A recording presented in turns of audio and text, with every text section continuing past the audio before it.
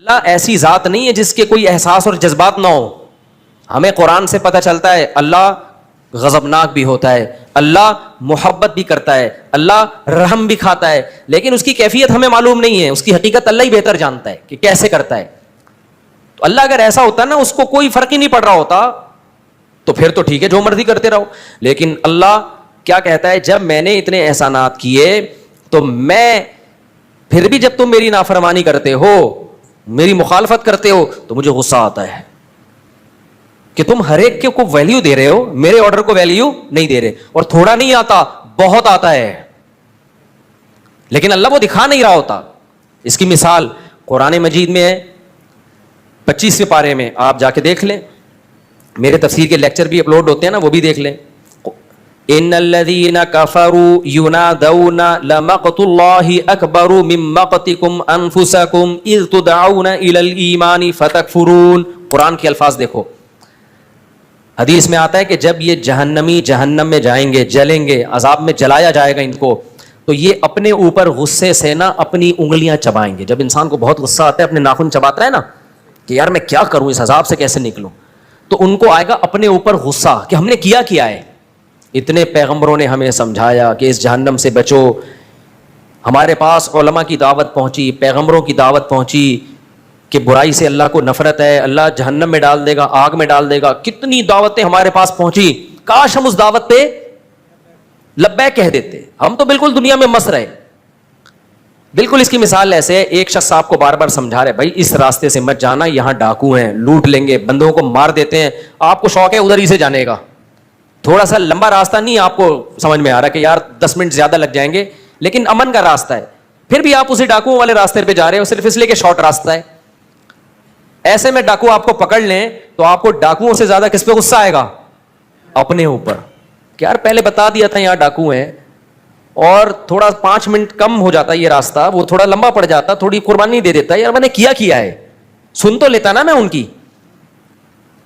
تو ایسے میں غصے سے آپ اپنے دانت چباؤ گے کہ نہیں چباؤ گے؟ تو اللہ تعالیٰ کہتے ہیں کہ جہنمی جب جہنم میں جائیں گے تو اپنے اوپر غصہ ہوں گے کہ یار ہم نے کیا ہے, ہم نے کیوں نہیں اللہ کی باتوں کو غور سے سنا, کوئی ویلیو نہیں دی ہم نے. اتنے علماء نے ہمیں بتایا, قرآن نے بتایا, حدیث نے بتایا. قرآن کو اللہ نے محفوظ کیسا رکھا ہے دیکھو, تاکہ جب قرآن کوئی بات کہے نا تو اس میں اختلاف نہ ہو. دیوبندیوں کا قرآن بھی وہی, بریلویوں کا قرآن بھی وہی, اہل حدیثوں کا قرآن بھی وہی, جماعت اسلامی والوں کا بھی وہی, JUI والوں کا بھی وہی, PTI والوں کا بھی وہی, شیعہ کا بھی وہی, سنی کا بھی وہی, سعودیوں کا بھی وہی, مصر والوں کا بھی. ہر چیز میں اختلاف ہے ہماری. کوئی مسئلہ پوچھو, وہ ٹانگیں چوڑی ٹانگیں پتلی, یہاں ہاتھ یہاں ہاں, زور سے آمین, آہستہ آمین. اتنے مسئلے آپ یوٹیوب پہ جاؤ نا. ایک غیر مسلم آج مسلمان لوگ آئے تھے, ہمیں ملے, کہتے پتہ ہی نہیں چلتا یار یوٹیوب پہ, وہ پاگل ہو گیا. وہ جامع رشید میں کچھ غیر مسلم آج آئے تھے, ملاقات آج ہی کی بات ہے, کہنے لگے یوٹیوب پہ, جب آپ کہہ رہے ہیں ہم نئے نئے مسلمان ہوئے ہیں, جب ہم یوٹیوب پہ جاتے ہیں وہ کچھ کہہ رہا ہے, وہ کچھ کہہ رہا ہے, وہ کچھ کہہ رہا ہے, کہ سمجھ میں نہیں آ رہا کدھر جا کے سر پھوڑے. تو میں نے کہا میرے بھائی, اگر آپ میڈیکل سائنس کے مسئلے میں, اچھا اس کا ہمارے اسکالرس کے پاس جواب یہ ہے کہ جو قرآن حدیث کے مطابق بات کر رہا ہے اس کی سن لو. تو وہ جواب میں کہتے ہیں ہر آدمی قرآن حدیث کے مطابق ہی دعویٰ کر رہا ہوتا ہے اور ریفرنس بھی دے رہا ہے. آج ہی کی بات ہے جامع رشید میں, آج ہی کی بات ہے, آج ہی کا واقعہ بتا رہا ہوں. تو ہر آدمی کہہ رہے ہیں کیا کر رہا ہے, وہ تو قرآن حدیث ہی کا لیبل لگا رہا ہے. تو میں نے ان سے کہا, میں نے کہا اچھا مجھے ایک بات بتاؤ, آپ کو اگر باڈی میں جسم میں کوئی مسئلہ ہو, گردے میں پتھری ہو گئی, پین ہو رہا ہے, آپ نے یوٹیوب پہ سرچ کیا, دیکھا یہ کچھ اور طریقہ بتا رہا ہے پتھری نکالنے کا, یہ کہہ رہا ہے کہ کچھ اور طریقہ بتا رہا ہے, یہ کہہ رہا ہے یہ کچھ اور, یہ ماؤنٹ ایوریسٹ کو جیسے بم سے اڑایا جاتا ہے یہ اس طرح سے پتھری نکالنے کا طریقہ بتا رہے ہیں, جیسے پہاڑ ہو گیا نا. 20 قسم کے آپ کو اسکالرز ملے, آپ کیا کرو گے؟ جو وہاں کرو گے نا یہاں بھی وہی کرو. آپ بولو گے ان سب کو بند کرو, باقاعدہ ریلائبل کسی میڈیکل کالج میں جاؤ یا کسی ادارے میں جاؤ, وہاں دیکھو کوئی ڈاکٹر بیٹھا ہے کہ نہیں بیٹھا ہے, یا کلینک میں جاؤ گے آپ اپنے ڈاکٹر سے پوچھو گے بھائی آپ کہاں سے فارغ ہو, کیا سلیبس آپ نے پڑھا ہے. پراپر ڈاکٹر کے پاس جا کے آپ بتاؤ گے حضرت گردے میں پتھری ہے, نکالنے کا طریقہ آپ بتا دیں. یوٹیوب پہ سرچ کر کے کبھی بھی آپ گردوں کی پتھری کو رسک پہ نہیں لو گے. ہر چیز کے ماہرین ہوتے ہیں, جب آپ پھنس جاتے ہو تو ان ماہرین سے جا کے پوچھتے ہو. تو میں نے کہا یہاں بھی یہی طریقہ ہے, اتنے بڑے بڑے مدارس ہیں, صدیوں سے چلے آ رہے ہیں, نئی ایجاد نہیں ہے. ان کا رشتہ جا کے صحابہ سے ملتا ہے. یہ اپنی سندیں پیش کریں گے, میں پیش کر سکتا ہوں میں نے کس سے علم حاصل کیا, انہوں نے کس سے, اور یہ سلسلہ کہاں جا کے ملے گا؟ محمد صلی اللہ علیہ وسلم تک میں پیش کر سکتا ہوں. حضرت مفتی تقی عثمانی صاحب ہمارے بزرگوں کے بزرگ ہیں, آپ جا کے دیکھو انہوں نے کہاں سے علم حاصل کیا, انہوں نے کہاں سے, پورا سلسلہ ہے. میں نے کہا اس سلسلے میں 2 نمبر لوگ بھی ہیں اور 1 نمبر بھی, جیسے ڈاکٹروں میں 2 نمبر بھی ہوتے ہیں 1 نمبر بھی. اس سلسلے کے لوگوں میں آپ دیکھو کہ صحیح کون ہے غلط کون ہے, اور وہ اللہ نے ہر ایک کو اتنی طاقت دی ہے کہ وہ پہچاننا آسان ہے. ورنہ تو بھائی یوٹیوب کی دنیا میں تو کتنے لوگ کافر ہوئے ہیں دوبارہ مسلمان ہو کے, کہ وہ اسکالر کچھ کہہ رہے ہیں وہ کچھ کہہ رہے ہیں, دوبارہ کافر ہو گئے. وہ کہہ رہا ہے میں تو کنفیوز ہے, صحیح اسلامی سمجھ میں نہیں آ رہا ہمیں. تو خیر یہ بات میں کہاں سے کہاں لے گیا, کیا بات کر رہا تھا؟ نہیں وہ تو ہو گیا میں, وہ تو جاتی ہے سند جاری جاتی ہے. میں بات کیا کر رہا تھا؟ ابے نہیں یار تم لوگ بھی فارغ ہو یار, تھوڑی نیند پوری کر لیا کرو. ہاں یہ واقعہ سنا رہا تھا دانتوں کو چبانے والا, کہ جہنمی جب جہنم میں جائیں گے تو کیا کریں گے؟ اپنے دانتوں سے اپنی انگلیاں چبائیں گے, غضبناک ہوں گے کہ کاش ہم اللہ اس کے رسول کی دعوت پر لبیک کہہ دیتے, کاش شارٹ کٹ راستے کے بجائے, آسان راستے کے بجائے تھوڑا سا مشکل راستہ اختیار کر لیتے. اور اس میں بھی چند دن مشکل ہوتی ہے, پھر یوز ہو جاتا ہے. نماز پڑھنے میں آپ کو چند دن مشکل ہوگی, اس کے بعد عادت. دیکھو اللہ کا شکر ہے میں بلوغت کے وقت سے نماز پڑھ رہا ہوں, میرے ذمہ الحمدللہ کوئی نماز نہیں ہے, مجھے نہیں یاد پڑتا کوئی نماز میرے ذمہ. تو اب نماز چھوڑنا مشکل ہو گیا ہے کیونکہ یوز ٹو ہو گئے ہیں نا. اب کوئی بولے نہیں پڑھنی, بھائی اب تو عادت پڑ گئی ہے. اب کیسے ایک چیز میں شروع میں مشکل ہوتی ہے, کچھ دن کرتے رہو تو وہی آپ کی باڈی کا حصہ بن جاتی ہے, وہ چیز وہ عادت پڑ جاتی ہے, پھر چھوڑنا مشکل ہے. نمازیوں سے نماز چھڑوانا بہت مشکل کام ہے, پڑھوانا مشکل نہیں ہے. آپ ان کو 10 ارب روپے بھی دو گے نا وہ نہیں چھوڑیں گے, بولیں گے بھائی نہیں ہو سکتا. اوکے کچھ اور بولو. رمضان میں نے دیکھا ہے بیمار ہو کے بھی لوگ روزے رکھ رہے ہوتے ہیں, ان کو منع کیا جاتا ہے بھائی بیمار ہو, کہہ رہے ہیں یار عادت ہو گئی ہے رمضان بغیر روزے کے, تو یہ تو عجیب سا ہی ہو جائے گا. حالانکہ ان کو تو شریعت نے کہا ہے کہ بھائی چھوڑ دو مرو گے ورنہ. ہمارے ایک ریلیٹو تھے شوگر تھی, ان کو منع کیا نہیں روزہ رکھو, ان کو کہا میں رمضان اور روزہ نہیں, انا للہ ہو گیا الحمدللہ, اللہ تعالیٰ مغفرت فرمائے. سمجھ رہے ہو؟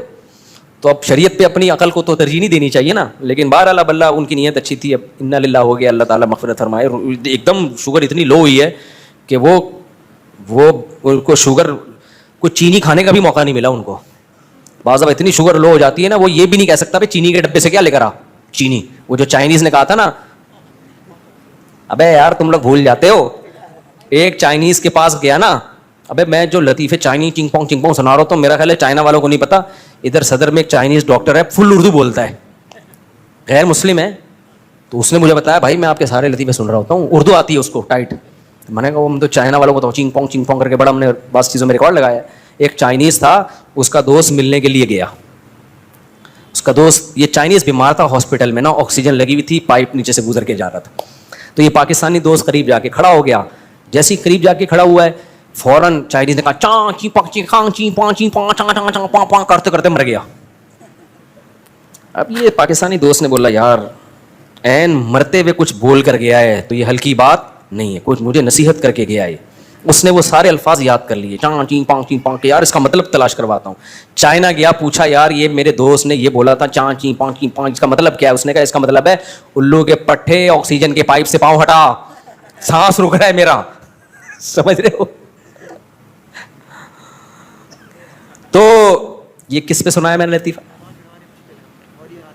ہاں, تو وہ شوگر کی پیشنٹ بیچاری خاتون تھی جن کا شوگر میں انتقال ہوا نا روزہ رکھ کے, تو اب ان کو شوگر ایک دم اتنی ڈاؤن ہوئی ہے کہ یہ کہنے کا بھی موقع نہیں ملا الو کے پٹھے چینی کے ڈبے سے چینی لا. رشتے دار تو حیران ہے نا یہ ہو کیا گیا ہے نا, اماں کو بیچاری کو عجیب سی ہو گئی ہے, تو وہ اتنا بھی موقع نہیں ملا کہ بھائی چینی کھلا مجھے, کل شریف بعد میں پڑھ لینا, ٹھیک ہے نا, پہلے چینی لے کر. اس سے پہلے ہی انتقال ہو گیا. خیر اللہ مغفرت فرمائے, بہت پرانا واقعہ, بھی نیا واقعہ نہیں ہے یہ. تو اب تو مغفرت امید ہو بھی گئی ہوگی, اتنا ٹائم گزر گیا ہے. تو کیا کہہ رہا تھا یار میں, ہاں تو اللہ کیا کہتے ہیں کہ یہ لوگ نا اپنی انگلیاں چبائیں گے جہنم میں, نفرت سے, اپنے اوپر نفرت سے. تو اللہ پتہ ہے کیا کہیں گے, ان الذین کفروا ینادون, ان کو پکارا جائے گا اللہ کی طرف سے, فرشتے پکار کے کہیں گے لمقت اللہ اکبر من مقتکم انفسکم, آج تمہیں اپنے اوپر بہت غصہ آ رہا ہے. جب تمہیں اللہ کی طرف بلایا جاتا تھا اور تم اگنور کرتے تھے اور کہتے تھے ہٹو, یہ مولوی لوگ آ جاتے ہیں دین کی باتیں کرنے کے لیے, ہر وقت نماز, ملک کی ترقی اصل کیا ہے, انگریز چاند پہ پہنچ گیا اور یہ کہہ رہے ہیں زنا مت کرو. انگریز جناب جاپان نے ایسی ٹرینیں ایجاد کر لی ہیں سیکنڈ میں یہاں سے وہاں, اور یہ کہتے ہیں زنا مت کرو, شراب مت پیو. بھائی ان چکروں سے نکلو, ٹرینوں میں بیٹھو, زو کر کے یہاں سے وہاں پہنچو. تو کیا ہوگا, یہاں سے وہاں پہنچ جائے گا بھائی, بالآخر پہنچنا تو قبر میں ہی ہے نا. ہم اس کے قائل ہیں کہ ٹرینیں ایسی ہی ہونی چاہیے جیسے جاپان میں. ایسا نہ ہو کہ ہم یہ جو بدحالی ہے ملک میں اس کو ہم اپریشیٹ کر رہے ہیں یا پروموٹ کر رہے ہیں, ان حکمرانوں کو ہم اپریشیٹ کر رہے ہیں یا اس بدحالی کو پروموٹ, ایسا نہیں ہے. لیکن پہل کیا ہے, پہلے اللہ کے اپنے بارے میں پوچھے گا, ٹرینوں کے بارے میں بعد میں سوال ہوگا. اور ہم اللہ کے ہو گئے تو ٹرینیں بھی ٹھیک ہو جائیں گی. یہ ٹرینیں بھی تو اسی وجہ سے خراب ہے کہ کرپشن ہے. اگر اللہ کا خوف ہوگا تو کرپشن ختم. کرپشن ختم دو چیزوں سے ہوتی ہے, اللہ کے خوف سے یا قانون سے. انگریزوں نے قانون مضبوط کر لیا, وہاں بھی اللہ کے خوف سے نہیں ہے اتنا زیادہ کوئی مسئلہ, قانون بہت سخت ہے اس لیے کرپشن نہیں ہے. ہمارے ہاں تو بھائی قانون بھی نہیں ہے, اللہ کا خوف بھی نہیں ہوگا تو برباد ہو جائیں گے ہم لوگ.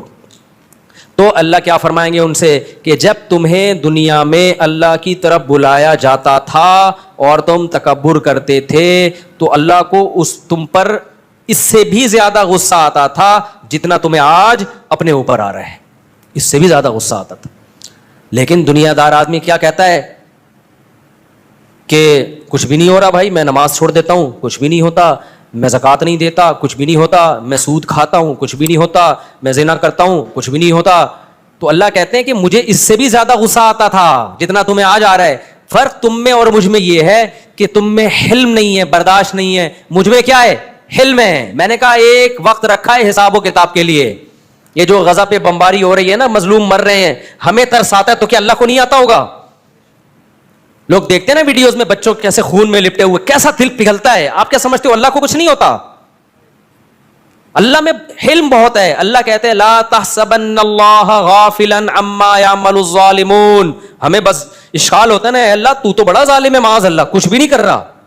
ہم اپنی حکومتوں سے مطالبہ کرتے ہیں کچھ کرو, لوگوں سے مطالبہ کرتے ہیں کچھ کرو, تو اللہ تو کون سا معاذ اللہ کچھ کر رہا ہے؟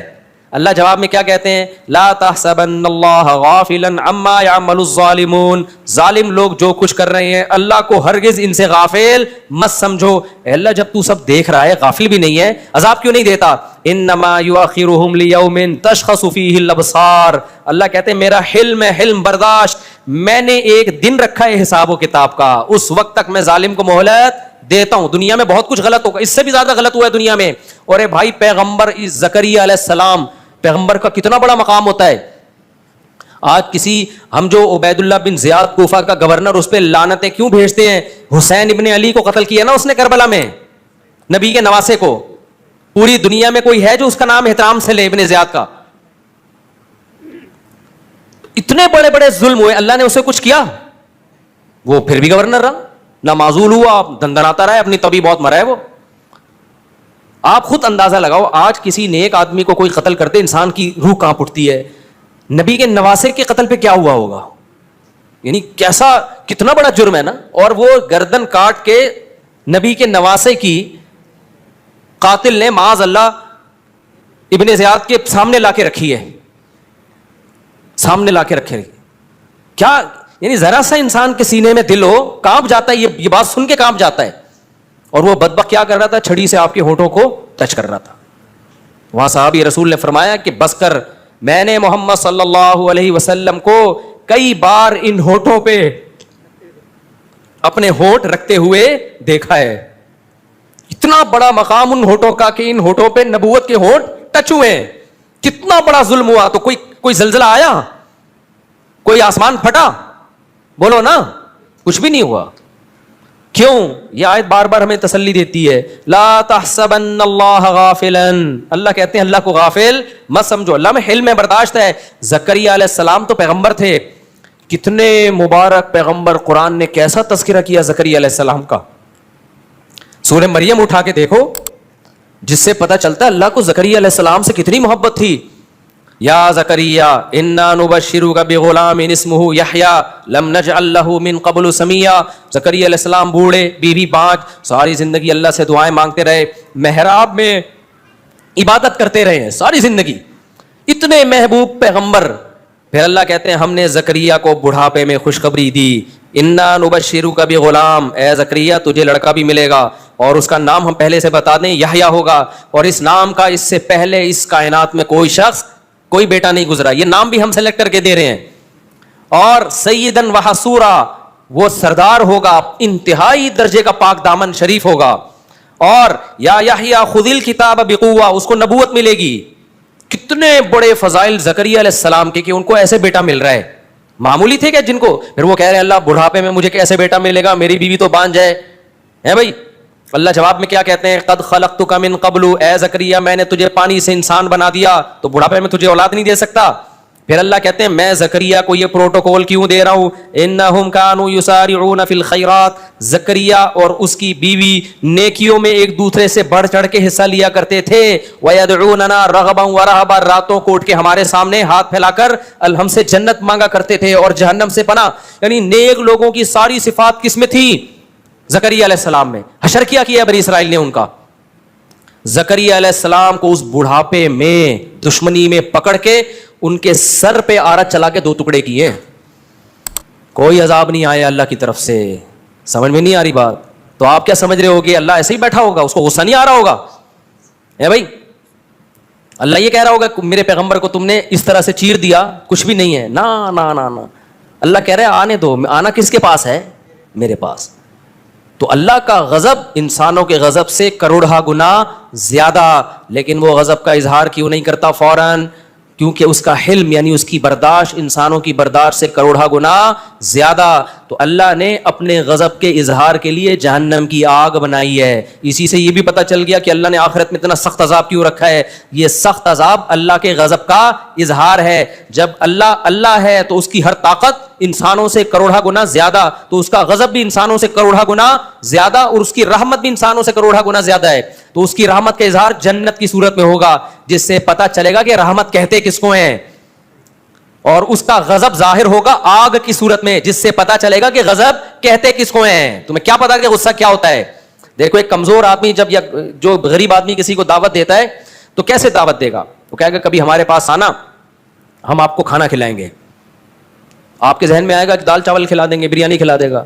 بڑا سیٹ جب کہے گا نا بیٹا ہماری دعوت میں آنا, پتہ چلے گا کہ دعوت کہتے کس کو ہیں. اور جو بڑا بدماش ہوتا ہے وہ جب ناراض ہوتا ہے نا, وہ کہتا ہے بیٹا ابھی تو نے غصہ دیکھا نہیں ہے, جب میں تجھے ٹارچر کروں گا نا تجھے پتہ چلے گا کہ میرا غصہ ہے کیا.